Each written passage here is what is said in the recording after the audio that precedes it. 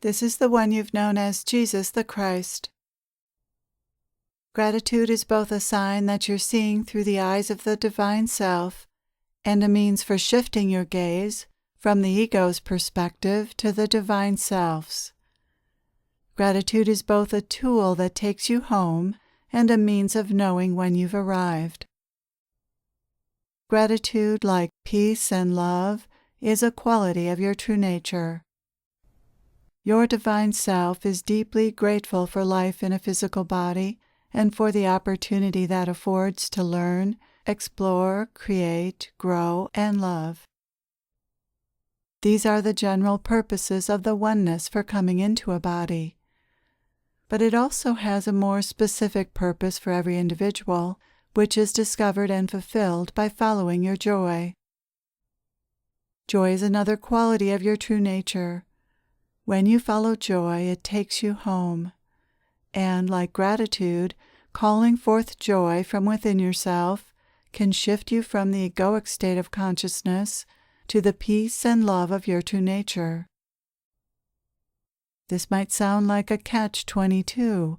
To experience joy, you have to experience joy. But that's not what I'm saying. Rather, to experience joy, you simply have to be willing to experience it, willing to call it forth. That willingness and intention to experience joy takes you to joy. When you open to joy, it arrives. That is how benevolent and supportive life is. Like a magic wand, trusting that joy is available brings it to the forefront. Joy has always been there, hiding in plain sight. By rewarding you with joy for simply opening to joy, life teaches you to say yes to the truth. Life also teaches you that when you say yes to the negative, that's what you get. The negative comes to the forefront or stays in the forefront, and that becomes your experience of life. You are powerful. You may not have much control over life, but you've been given a lot of power. The power to determine how you experience life and what you experience in life. There is so much to experience in life.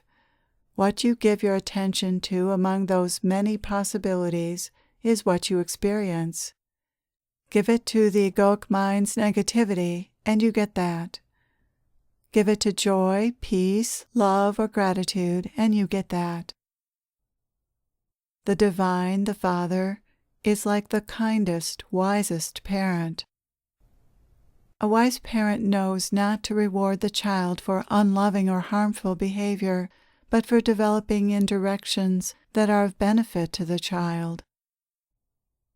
All of this shaping of behavior on the part of the divine is not for the divine's pleasure or whim, but for the good of the whole, which is also the good of the individual. And that's more proof of the goodness behind life. The purpose of life is for the growth, learning, expansion, and creativity of the whole, which is accomplished through the growth, learning, expansion, and creativity of the individual. What is good for the whole is also good for the individual, and vice versa. The designer has learned a thing or two about design, and the designer knows what works. In creation, love works, goodness works. Without love, it would be impossible for creation to function, just as societies function only to the degree that they're founded on love. This is because the whole and the parts are not actually separate, so it would be impossible for them to be at odds. Would your arms be at odds with your body? Why would they? Would it even be possible? Love is the natural cooperation of the oneness with the created parts of itself.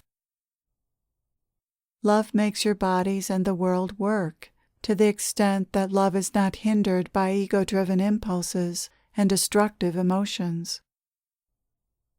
There is a knowing of the truth in the cells of your very own being. The cells cooperate perfectly with each other in their natural state, and so would people if it were not for the egoic mind. It sets individuals at odds with themselves, each other, and the whole. The egoic mind makes it difficult for individuals to find their place in the whole. That is the challenge. How do you wake up from the illusion created by the egoic mind? You're finding that out right now. What a great discovery.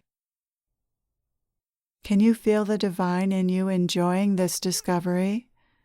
Can you feel the divine's excitement in it? Your enjoyment and excitement is the divine's joy in life.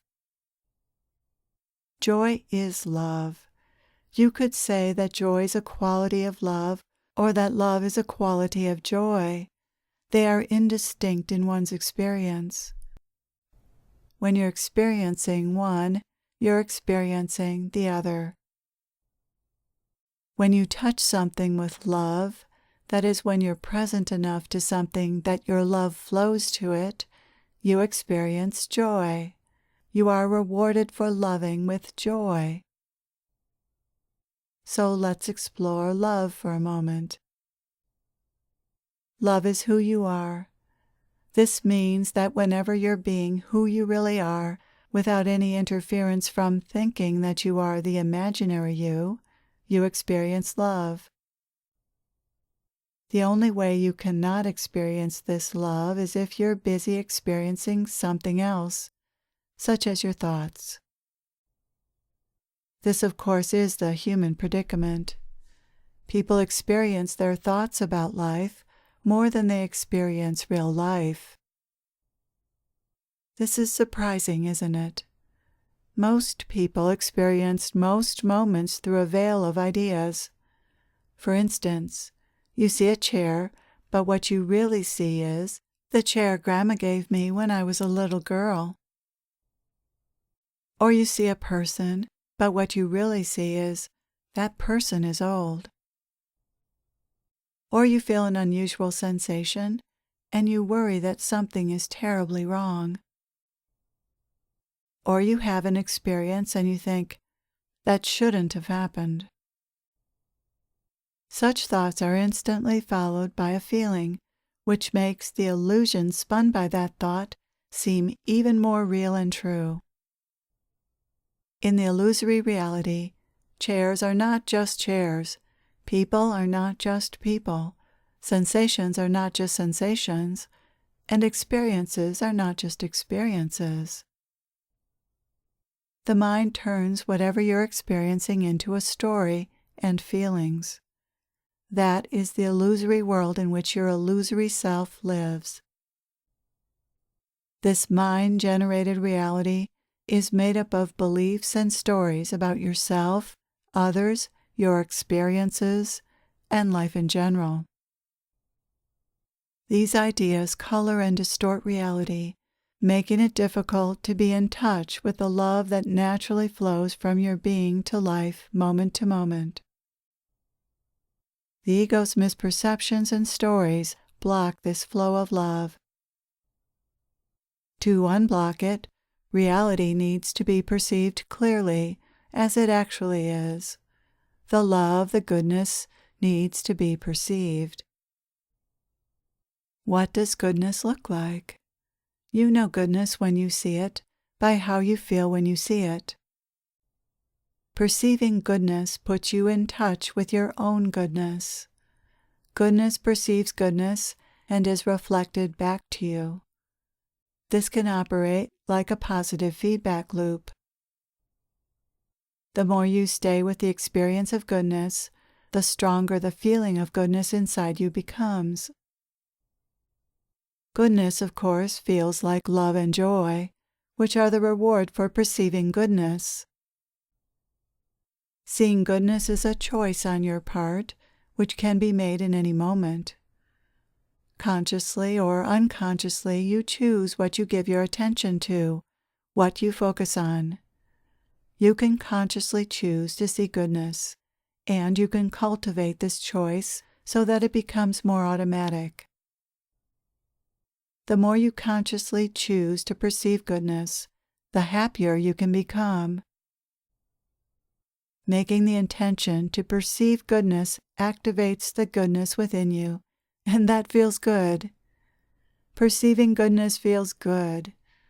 This is one way to make yourself happy. Just as it is in your power to experience joy, it is in your power to see goodness in something, in anything, in a piece of fruit, a kind act, someone's eyes, a dog, a beautiful sound, even a color. The ability to see goodness is innate in you. All you have to do is be willing to see it. You open yourself up to that possibility, and then the experience of goodness is given to you. It happens. It isn't really something you do, but rather an experience you allow yourself to receive. You pay attention to something long enough to realize that goodness is there. For example, when someone is kind to you, you can notice how that kindness opens your heart, if only for a second. How long your heart stays open depends on how long you attend to and nurture the feeling of goodness and gratitude produced by that kind act. Every act of love, whether you're receiving love or giving it, is an opportunity to experience the goodness within you. To experience goodness in an object, the object doesn't have to be beautiful in the usual sense, since everything has its own beauty. Nevertheless, a beautiful sky or flower is often easier to see goodness in than a threatening sky or a wilted flower, because of one's associations. However, once you're used to seeing goodness in beautiful things, seeing goodness in more ordinary things becomes easier. Notice how you feel when you let your gaze take in something of beauty without labeling it or commenting mentally about it. Beauty naturally and easily opens the heart. Notice how this experience feels energetically in your body. Goodness feels a certain way in the body. This experience is difficult to describe, but fortunately, descriptions aren't necessary because you already know this feeling. So when you experience the goodness in the beauty of nature, or in a person or an object, just notice that and linger in that experience. This beauty and its goodness is a gift to you. It is the reward for being human, for having a body and senses. You were given these to be able to sense your own and life's beauty and goodness. God is loving you and everything else through you, through the remarkable instrument that is your body. Can you also experience the goodness of the body you inhabit and the gift that it is? If you don't bring any ideas to this amazing thing that is your body, but just, for instance, experience those fingers as they fly across the keyboard, as if they have a mind of their own, which they do. What goodness it is that you're capable of such a feat as typing and reading. What a marvel you are that you can do everything you do. What goodness is behind the intelligence that enables you to do those things? Everything you're able to do is a gift, a miracle.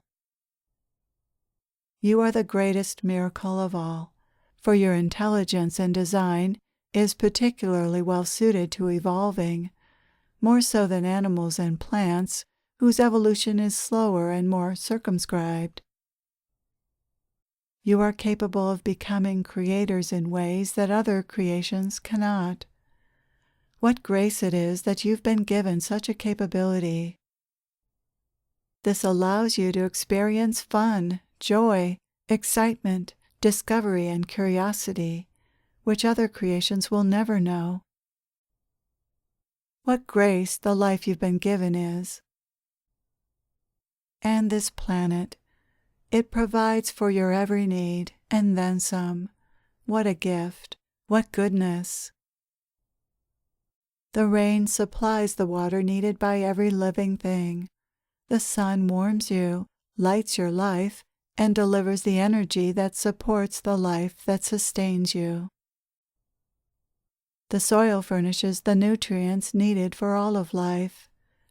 Everything supports everything else in this most magnificent and intricate ecosystem, which deftly adapts and evolves as needed.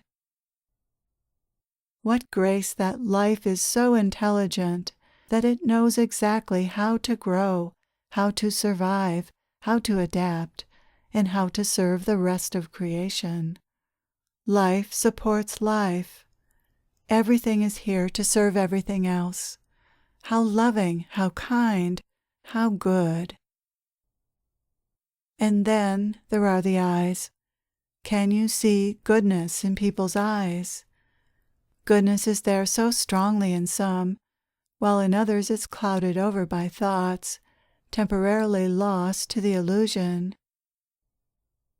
The eyes are where the divine self is most visible. The same divine being is looking out of everyone's eyes.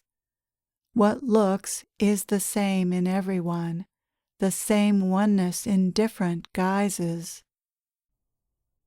What do you see in the eyes of those whose eyes are clear? In the Dalai Lama, for instance. Sweetness, goodness, love, delight. That is your true nature. Have I convinced you yet? Look for yourself and see where you can find this goodness.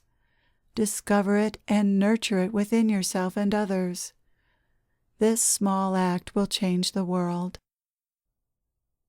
Thank you for being here. I am with you always.